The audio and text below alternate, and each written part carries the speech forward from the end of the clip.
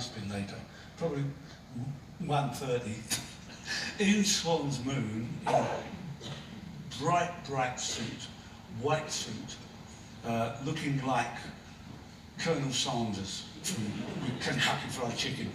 And he comes in and he takes the head of the table and he starts pretending, he starts going off into one of his soliloquies, and he's acting like a senator from down south. He puts on this whole southern kind of Noel Coward voice and all these actions. And Moon was a brilliant mimic.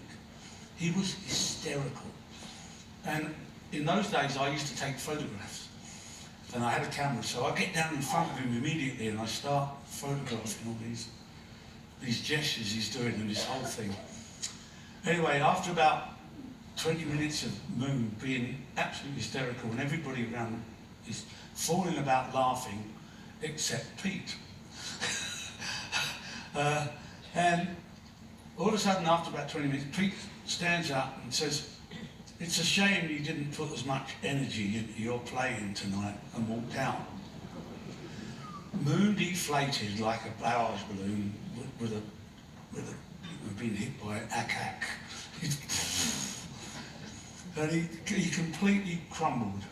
And I had to go up, I got up off the floor and said, "Come on, kid, it's all right, you were great tonight." Because he was good that night, he wasn't bad.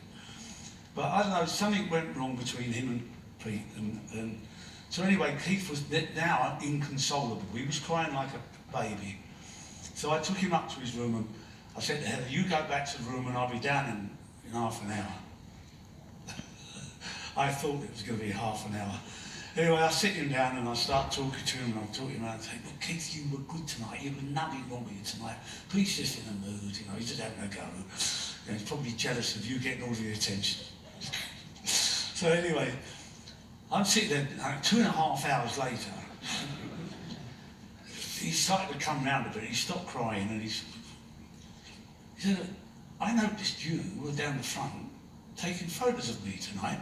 I said, "Yeah." I said, "I've bought this camera." And I said, "It's quite good." I said, "You know, I've been taking these photos to log a bit of our history on tour." So he said, "Yeah, but you were taking photos of me." I said, "Yeah. Who owns the photos?" I said, "I never thought, I suppose I do." You can't do that." He said, "You can't take photos of me, you can't, I own me." And he starts arguing with me about these photos.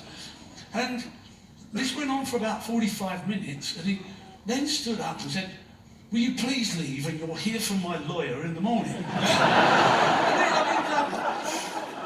So I go down to Heather, and she's like, literally almost 4 hours later, she said, "Where have you been?" I said, "You won't believe it." But that's absolutely, so that's what living with Keith was like, and that's how volatile he was.